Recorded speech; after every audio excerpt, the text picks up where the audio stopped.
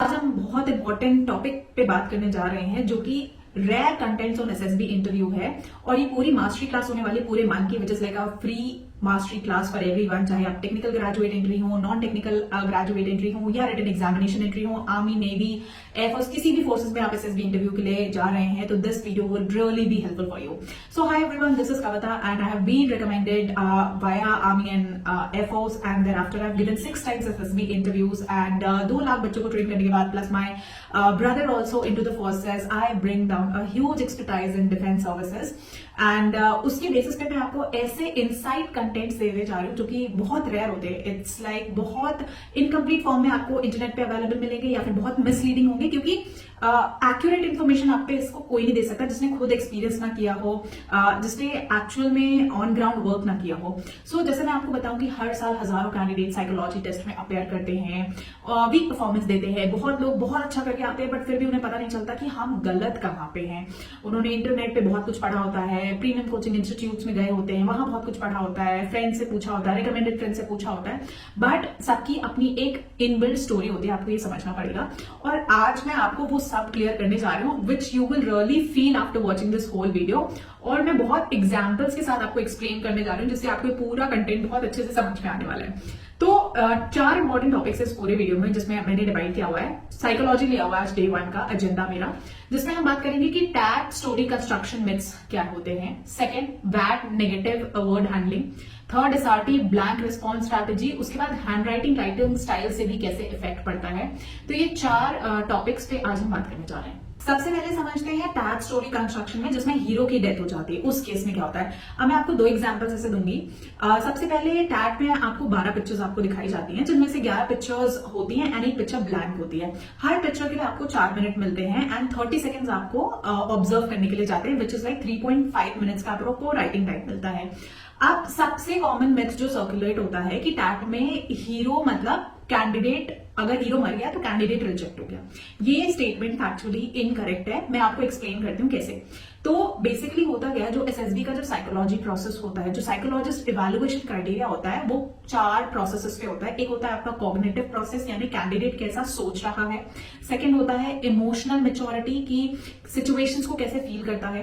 Third है problem solving approach, यानी crisis में कैंडिडेट क्या करता है। And fourth is overall personality pattern, यानी 12 स्टोरीज का कंबाइंड पिक्चर होने के बाद आपकी क्या मेजर ओएलक्यूज निकल के आ रहे हैं। सो बहुत सिंपल है। देखो, साइकोलॉजिस्ट एक ट्रेन प्रोफेशनल है, वो आउटकम नहीं देखता कि आपने 12 स्टोरीज पूरी की हैं या नहीं की, वो प्रोसेस देख रहा है कि हर सिचुएशन में आप कैसा फील कर रहे हैं, आपका कैसा थिंकिंग एबिलिटी आ रहा है। पहले वो एक पिक्चर से आपको जज करता है और उसके बाद बैक टू बैक उसी प्रेशर में 12 डिफरेंट सिचुएशंस में आपको जज करता है। तो वो एक पूरा का पूरा प्रोसेस देख रहा है। एंड मैं आपको अब स्टोरीज की हेल्प से समझाती हूँ कि कैसे क्या होता है। So first is may be this story जो आपको दिख रही है कि रमेश एक गांव में रहता था, उसकी लाइफ में बहुत सारी प्रॉब्लम्स थी, एक दिन वो परेशान हो गया, सब कुछ छोड़ के चला गया एंड वो कभी वापस नहीं आया उसकी फैमिली के पास।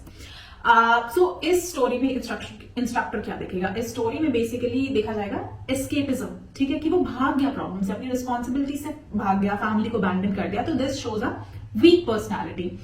सेकेंड स्टोरी अगर मैं दिखाऊं कि may be captain Vikram was leading his unit, counter insurgency operation हुआ, दे वर एम्बुश्ड, फिर उन्होंने उसके 2 मेन इंजर्ड हो गए, बट स्पाइन बीट हिट, उन्होंने अपनी पोजीशंस नहीं छोड़ी, कवर फायरिंग की, अपने मेन को इवैक्यूएट करा, इंजरीज वाले को इंक्यूबेट करा, यूनिट लेके गए, मिशन सक्सेसफुली कंप्लीट करा एंड केम बैक। नाउ इस स्टोरी में भी हीरो मरता है, राइट, मे बी क्योंकि देखिए इंजर्ड हो जाते हैं, सर्वाइव नहीं कर पाते, कभी कभी ऐसा सिचुएशन आता है। बट ये स्टोरी डिफरेंट रिफ्लेक्ट करती है। कैसे? बिकॉज यहाँ पे आप देखिए कि प्रेशर में भी लीडरशिप का टेस्ट हो रहा है, सेल्फलेस है, सैक्रिफाइस है, मिशन ओरिएंटेड थिंकिंग है, आपकी करेज है, उसके बाद सेंस ऑफ एक ड्यूटी, एक रिस्पॉन्सिबिलिटी है।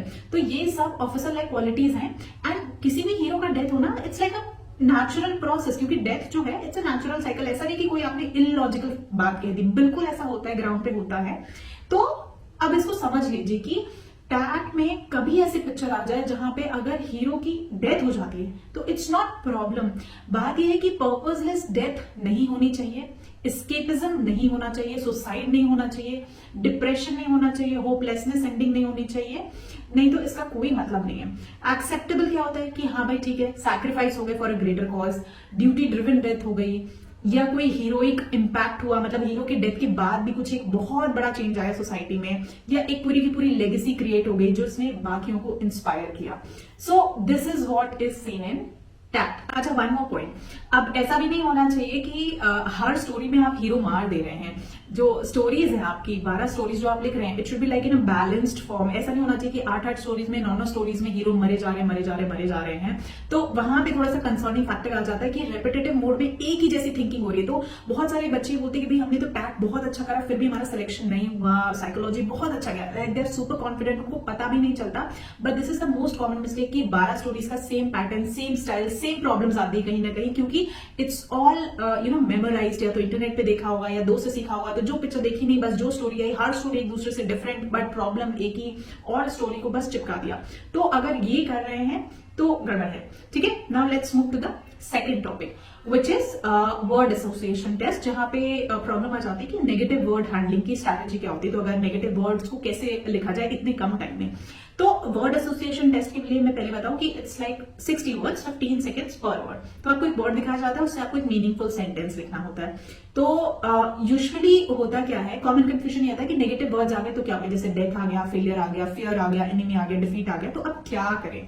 तो नेगेटिव वर्ड में भी लोग पॉजिटिव सेंटेंस ही दिखाते हैं, ऐसा लगता है कि पॉजिटिव बनाना कंपलसरी है। अगेन ये पार्शियल करेक्ट है मैं बोलूंगी, बट मोस्टली मिसलीडिंग है कि अगर आपने नेगेटिव से पॉजिटिव सेंटेंसेस बना दिए that you are out, compulsory है बनाना। बहुत ज्यादा लोग यही कहते हैं, कोचिंग इंस्टीट्यूट्स में भी यही बताया जाता है।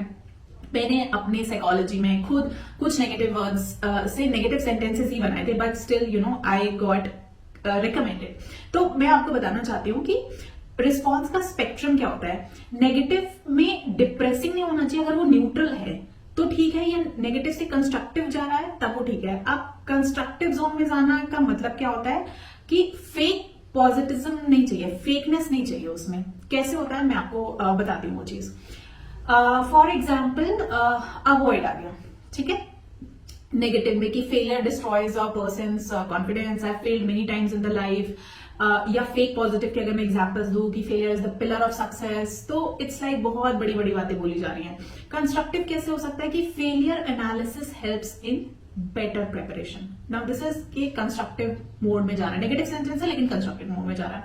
Failure in training builds resilience, इस तरह के वर्ड्स आप लिख सकते हैं। तो इनमें आप डिफरेंस देखिए, आपकी कंस्ट्रक्टिव रिस्पॉन्स में ऑटोमेटिकली वो नेचुरली आ रहा है कि हाँ भाई इट्स लॉजिकल ऑल्सो, क्योंकि जब आप आर्मी की ट्रेनिंग में फेल करते हैं, जब आप एकेडमी में जाएंगे फेल करेंगे, तो वो आपके अंदर एक रेजिलियंस बिल्ड करेगा, यानी एक वर्ल्ड की जो आर्मी ऑलरेडी आपके में बिल्ड करना चाहता है वो ऑटोमेटिकली बिल्ड हो रहा है। और सबसे ज्यादा क्रिटिकल बात, स्पॉन्टेनिटी इज द की, ठीक है। तो वैट में साइकोलॉजिस्ट स्पॉन्टेनियस रिएक्शन देना चाहता है रेदर देन कि आप कुछ रटे रटाए रिस्पॉन्सेज दे रहे हैं, कोई थॉट्स लिख के आ जा रहे हैं, कोई कोट लिख के आ जा रहे हैं जो कि कहीं से भी फॉलो नहीं करता। तो फिलैंथ्रोपिस्ट नहीं चाहिए कि जो बड़ी बड़ी बातें करें एंड जो ऑलरेडी थॉट्स है, प्रीवियल थॉट्स है, उनको लेके आए, या इससे पॉजिटिव कैसे बनाऊं, उस वाले थॉट के साथ अगर आपने बैट को अपेयर किया है तो ये गड़बड़ है। और हाँ, मगर ऐसा कंस्ट्रक्टिव सेंटेंस बनाने के लिए भी आपको प्रैक्टिस करनी पड़ेगी। बार बार जब आप प्रैक्टिस करेंगे तभी इससे आ पाएंगे। तो इसके लिए क्या है, डेली रैंडम 30 वर्ड्स ले लीजिए, टाइमर्स रखिए, एडिट मत करिए, जो भी फर्स्ट थॉट आ रहा है गलत सही जैसा भी आ रहा है उसको वैसे लिखने की कोशिश करो। Over the period of time आप उसको बिल्ड करोगे, ठीक है। अगर टैट में भी आपको टैट वैट एसआरटी जो भी आपको प्रिपरेशन करने इसमें डाउट है, एक ऑब्वियसली आपको एसएसआर चाहिए होता है पढ़ने के लिए, then you can always reach out to us. आप एसएसबी गाइडेंस प्रोग्राम हमारा ले सकते हो और घर बैठ के आप ऑनलाइन इसकी प्रिपरेशन कर सकते हैं, ठीक है।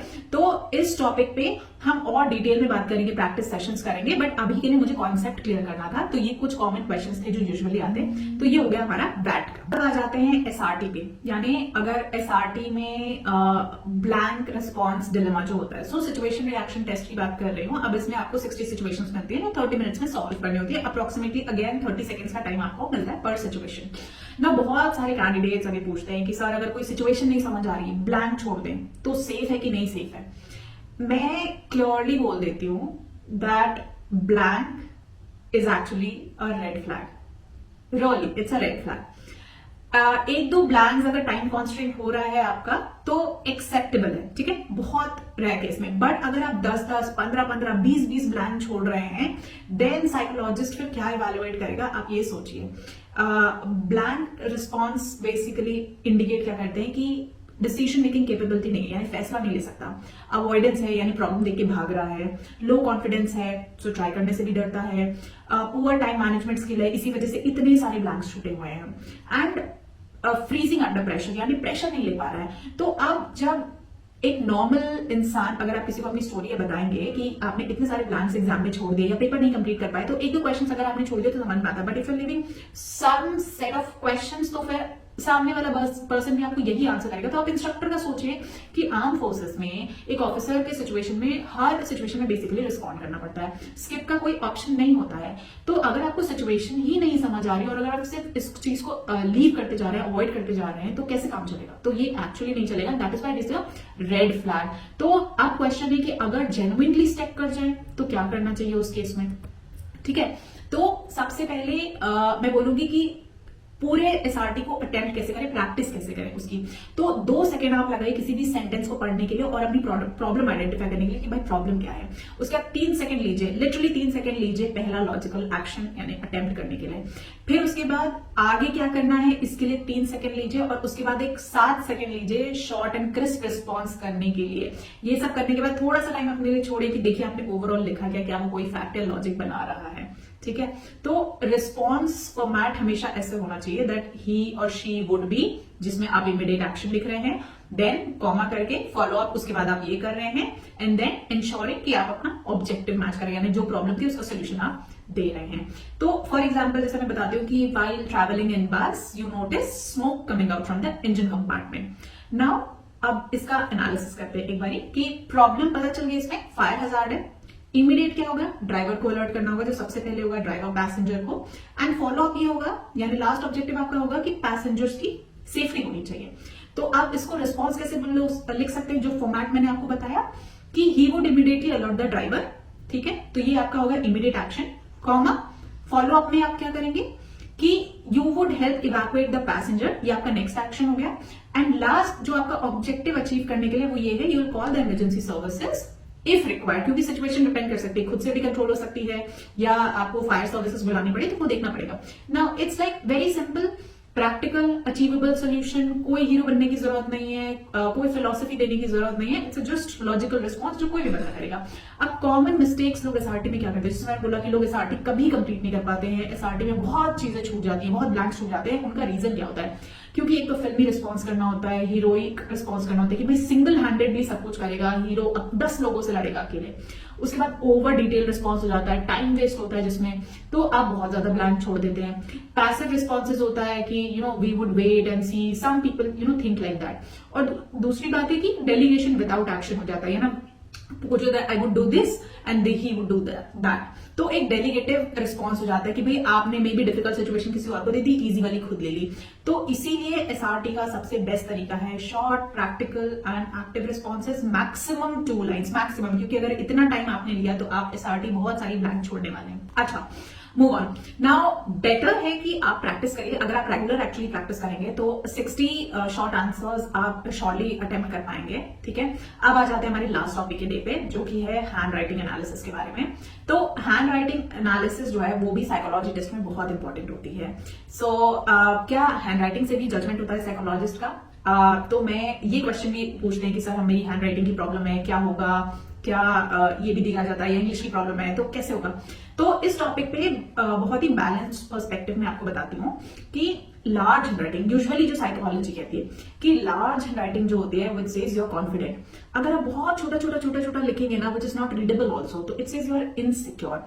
अगर आप स्लैंट लिखते हैं यूजुअली साइकोलॉजी में, तो इट सेज इमोशनल। एंड अगर आप प्रेशर में लिखते हैं बहुत, पेन दबा दबा के जो पेपर में पीछे प्रिंट हो जाता है, तो देन इट सेज कि आपकी पर्सनैलिटी वैसी है। सो साइकोलॉजिस्ट हर कंटेंट को देखता है, हर चीज को देखता है, and 50 candidates 50+ candidates per day को इवेलुएट करता है इस चीज को देखने के लिए। तो अगर आप इस चीज की बात करें तो श्योरली साइकोलॉजिस्ट ये सारी चीजें नोट करता है, बट लाइक आई सेड कि प्रैक्टिकल अप्रोच रियलिटी जरूर देखी जाती है। तो उसमें ओवरऑल आपका किस तरह से डिस्ट्रीब्यूशन या सेग्रीगेशन हो रहा है वो पूरा कैसे चेक किया जाता है कि आपने टैट में 12 स्टोरीज में क्या किया, किस तरह की आपकी साइकोलॉजी निकल के आई, उसके बाद वैट में आपने क्या किया, एसआरटी में आपने क्या किया, सेल्फ डिस्क्रिप्शन यानी डिटेल डिस्क्रिप्शन में आपने कैसे किया है, तो पर बैच आप मान के चले कि 50 to 80 कैंडिडेट्स होते हैं और जो उनके पर टोटल पेजेस होते हैं which is like 500 to 1000 pages होते हैं और उनका लिमिटेड टाइम अवेलेबल होता है कंडक्ट करने के लिए। तो पार्शली साइकोलॉजिस्ट कंटेंट पे फोकस करता है कि आपने लिखा क्या है, हैंड राइटिंग वगैरह को इतना डिटेल्ड टाइम नहीं देता है। लेकिन जैसे मैंने बोला, you never know, her psychologist different सोचता है। हो सकता है that I think on a different perspective, मगर मे भी जो सामने वाला साइकोलॉजिस्ट है वो इसको भी एक पॉइंट या एक पैरामीटर काउंट कर सके। It's like similar to your board exams की, सेम आंसर आपने लिखा, सेम आंसर सामने वाले ने लिखा, बट किसी को ज्यादा मार्क्स मिल गए just because he underline something, या उसको राइटिंग अच्छी लग गई तो 1 मार्क्स उसके लिए दे दिया या 0.5 उसके लिए ज्यादा दे दिया। तो it depends from person to person. तो इसीलिए मिनिमम रिक्वायरमेंट क्या है कि जो भी कंटेंट आप लिखिए वो ऐसा लिखिए कि पढ़ा जा सके, यूनिफॉर्मली रीडेबल हो और सही रिस्पॉन्सेस कंप्लीट हो सके। ठीक है, आपको ये क्लास अच्छी लगी होगी और आप विजिट कर सकते हैं गवर्नमेंट क्रैकर्स की वेबसाइट को। इसी तरह और in depth insights and classes के लिए आप एनरोल हो सकते हैं हमारे बैच में, जहां पे सिर्फ एक बच्चे की क्लास मैं पर्सनली लेती हूं और पर्सनली उसको गाइड करती हूं, एंड आप ये घर बैठ के अपनी प्रिपरेशन कर सकते हैं। तो आपको विजिट करना है गवर्नमेंट क्रैकर्स, और इस टाइम बहुत अच्छे ऑफर्स चल रहे हैं, तो आप इमीडिएटली एनरोल हो सकते हैं और ऑफर्स को अवेल कर सकते हैं। तो अगर आपको ये अच्छा लगा तो आप कमेंट करिए, शेयर करिए अपने दोस्तों से जो जो एसएसबी की प्रिपरेशन कर रहे हैं, एंड ऑल्सो आप प्रैक्टिस करना इमीडिएटली स्टार्ट कर दीजिए अगर आप डिफेंस सर्विसेज में जाना चाहते हैं।